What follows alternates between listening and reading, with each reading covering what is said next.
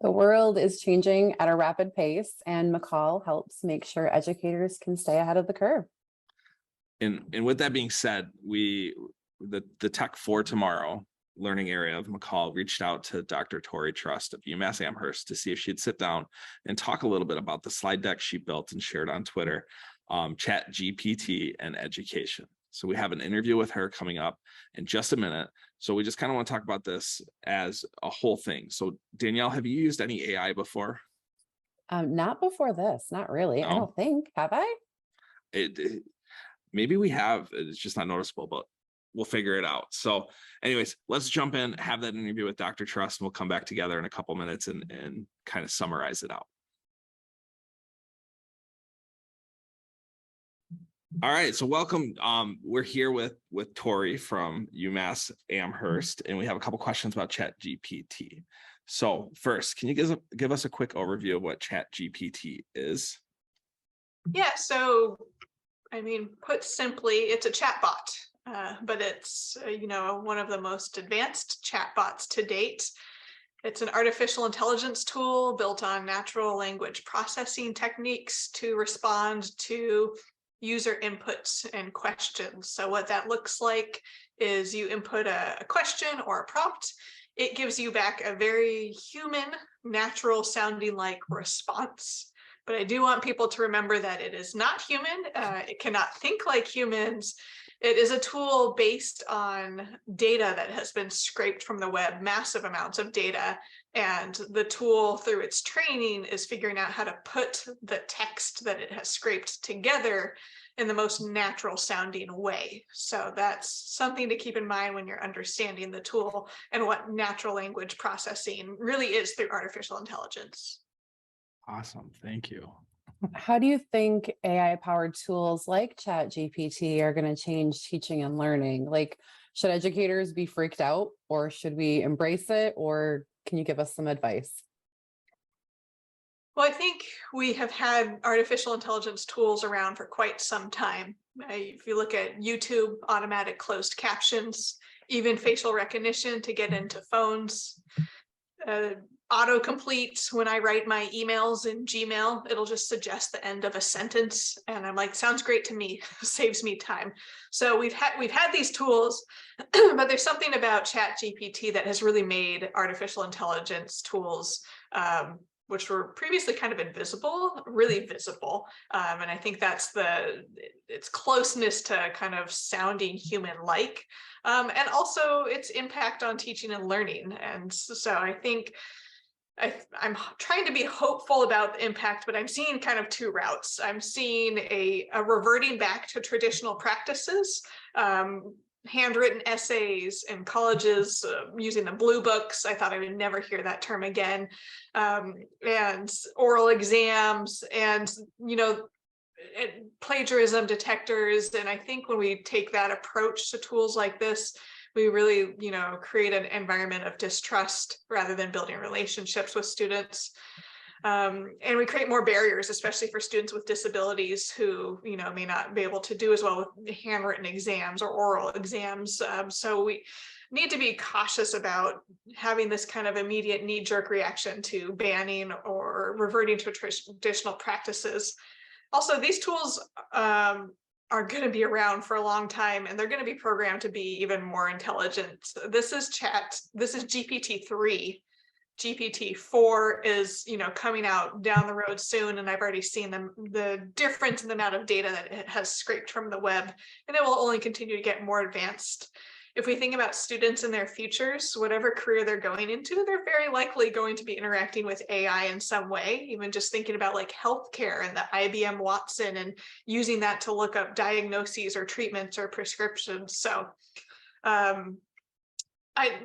kind of the route I'm seeing right now, is a lot of teachers who are like, oh goodness, this might mean I like lose some control or have to shift my practice towards policing and surveillance, because students might be using this tool to cheat. I like to be on the hopeful end and think about how might this tool force us to rethink what teaching is and rethink our practices, because it's not something I think about a lot of why I assign students writing assignments, although I don't do that much anymore with all the amazing tools we have out there. But if this tool gets educators to rethink why they're assigning what they're assigning. So for example, are you asking students to write to summarize? Are you asking students to write just so you can make their thinking visible to you? Is that beneficial to them? Writing is really, really powerful. I just don't think we make it obvious to students why they should value it in terms of their own thinking and communication skills and learning. And then also just rethinking, does every assignment have to be a standardized test or a writing, like a written exam? Could it be more multimodal? Could it be more authentic? Go out in the community and redesign, or a playground to help students with disabilities, or engage as a citizen in a civic engagement project. ChatGPT can't do that just yet. Go out and transform our communities. They might give some ideas, but the students have to act on those. So I think there's great potential if we see this tool as something that will be around for a long time, and we need to teach students how to interact with AI tools in ways that benefit them and maximize the benefits and reduce or minimize the harms. Speaking of students, that's perfect. How would you recommend talking with your students about tools like ChatGPT and making sure that, they are aware of it? Like, what tips and strategies might you use for that? Yeah, I think, some students are very aware and thinking about how they're going to use these tools already, and some students are not as aware. So having these conversations in every subject and every grade level is really critical. I think the most important thing students need to be taught is critical media literacy and information literacy. So for example, I was writing a chapter yesterday, and as I was working on the chapter, I was trying to include information about a theory that I'm not super strong in understanding. And so in the back of my head, I just had go to ChatGPT and ask it to summarize the theory for you. And I know students think in this way. It's like, oh, that'll make it easier than doing the internet research, looking into research articles, diving deep into that, because it was a really complex theory. And I'm just struggling to understand this. Even after having a PhD, these theories are challenging. So students may relate. And I've done enough research on ChatGPT to know that it has knowledge gaps and literally just makes stuff up. So for example, I asked it to write some citations for my own work on professional learning networks, and it made up 4. Like, it just completely made them up, and that the authors existed, the books existed, but the chapters didn't exist, or the journals didn't exist, or so they looked like legit citations to me. And if you just did a quick glance, it's like, this looks great. But to be honest, after doing some experiments with ChatGPT, I didn't trust what it would put out to me about that theory that I needed to understand. And I think students need to learn how to pause and say, okay, here's some ways that this tool could be beneficial. I mean, it can help with a creative spark for thinking, a sentence starter if you're struggling to just sit down and write, or transitions between paragraphs, or grammar, or writing improvement ideas, or even just broader perspectives. But taking it at face value is not something we should be doing with tools like this. We really need to think critically about what the information it's providing says, and where that information came from. Because if it can just make stuff up, and it doesn't tell you, it's not like, Siri or Alexa that'll be like, repeat the question or try again.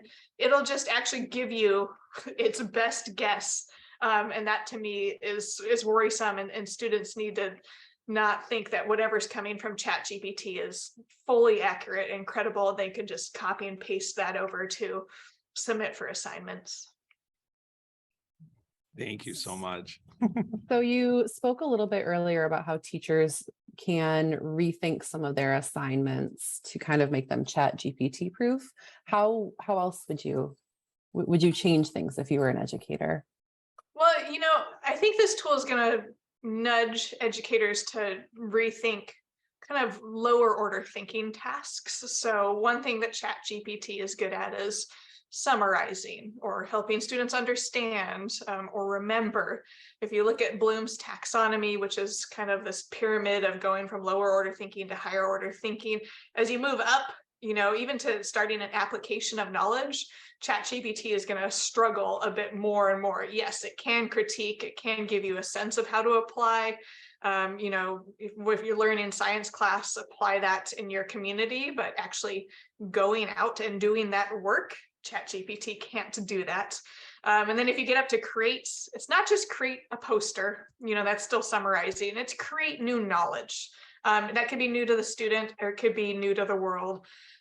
I don't, excuse me, I don't think ChatGPT, well, no, I've seen ChatGPT come up with inventions and creative ideas and ways of doing creative tasks. But again, it can't actually do those things. So I asked it how to solve the issues related to water scarcity. It came up with some really interesting innovations. What I would have students do is then try to build those innovations and use their math and science knowledge to really think through, is this tool giving me a good solution? Is this something that could change the world? Or asking those kind of questions. So, moving higher up on Bloom's taxonomy towards higher order thinking skills, multimodal learning projects. So shifting away from standardized tests and written essays towards, design a video or write a podcast series. Again, ChatGPT can help with a script for those.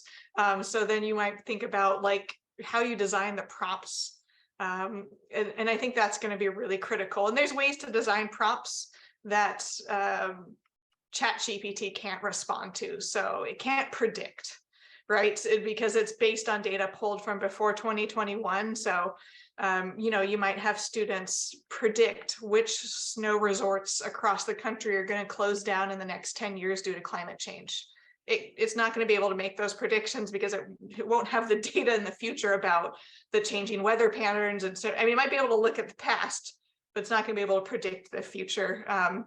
Wouldn't even predict the Super Bowl results for me. I'm very disappointed in it. And then just drawing connections to personal lives, so everyday events, things going on, the launch of the latest like Webb telescope and things that are going on. But to be honest, my college students last semester, their greatest success, as they reminded me, was getting Taylor Swift tickets.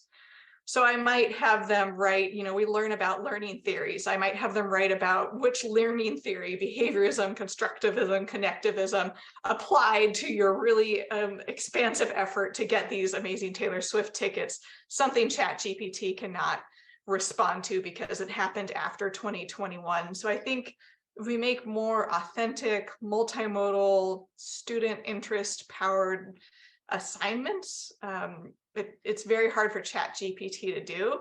And also that really transforms the motivation. Students are going to be much more excited to write about Taylor Swift than about behaviorism.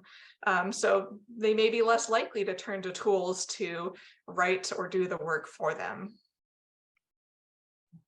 Awesome. I think we can all agree that getting Taylor Swift tickets is top priorities. So we definitely, I know it was hard. I watched the whole thing happen and I was just like, wow, like, thankfully I don't live close enough to a city where she was playing that I had to worry about it. So finally, the last question we have for you before you go, and we want to thank you again for your time, is just, when we look at new technology like ChatGPT, like what should we be doing to make sure that we're innovating responsibly? What should we be looking for as a society? Should we be placing regulations on software technology like this in order to make sure that we have this? And who should have a seat at the table moving forward? Yeah, so the White House launched its blueprint for an AI Bill of Rights, I think early or late in 2022. And that to me is the government is thinking about artificial intelligence and knowing that that's going to be a huge part of our future, but also knowing it's a big part of our past and it's been used in some cases in really terrible ways, like profiling and facial recognition of Black individuals in particular, or making decisions about people's access to resources. Should we be offloading that to machines to make that decision. So the White House came out with this whole Bill of Rights looking at things like, discrimination and bias built into these tools, transparency, safety, privacy. Look at ChatGPT. I don't think a lot of teachers and students know that it's a violation of the Children's Online Privacy Protection Act for children under 13 to be using the tool on their own. And technically the terms of use state you have to be 18 to use it. So asking students under 18 years old to use the tool is actually a legal and ethical issue. And that's because it's collecting a lot of data and it's using that data in a lot of different ways. It's not very transparent about. And then speaking of transparency, what data did it scrape from the web? How did it train this model?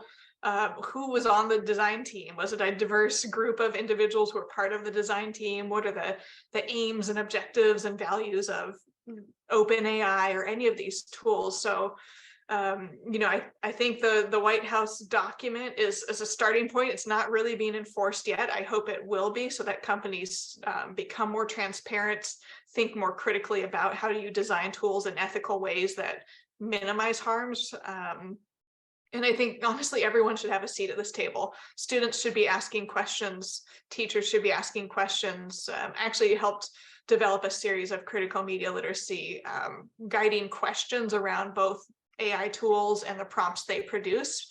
Because I think, the more we can critically interrogate these tools and ask questions about them, the better we understand them.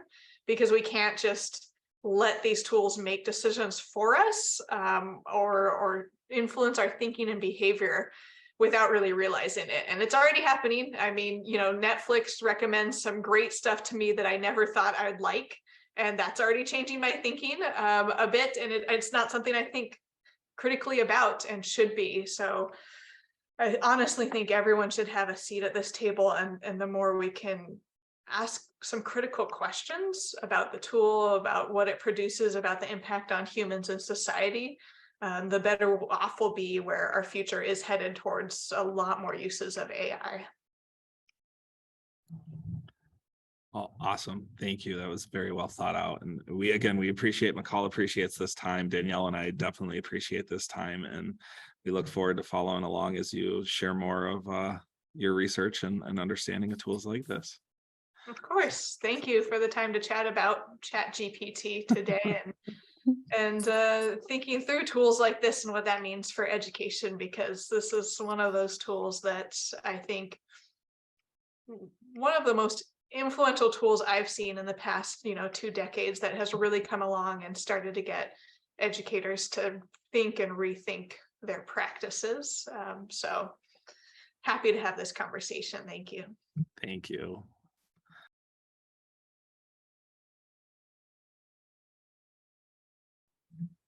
All right, Danielle, what'd you think of that interview? Wow. I'm kind of excited now, actually. I felt like going into it, I was a little nervous about ChatGPT and how it was going to let kids cheat. And I think now I'm kind of inspired that this is here and it's going to be around for a while. So how can we use it for good? Yeah. And I think one of the takeaways I had is that, this is the first AI tool that has hit the mainstream for being what it is. But we've been interacting with AI a lot and not realizing it. Who doesn't appreciate Gmail finishing our sentences for us? Yeah, that sort of thing. Or, the chat bot on the website. How can I help you today?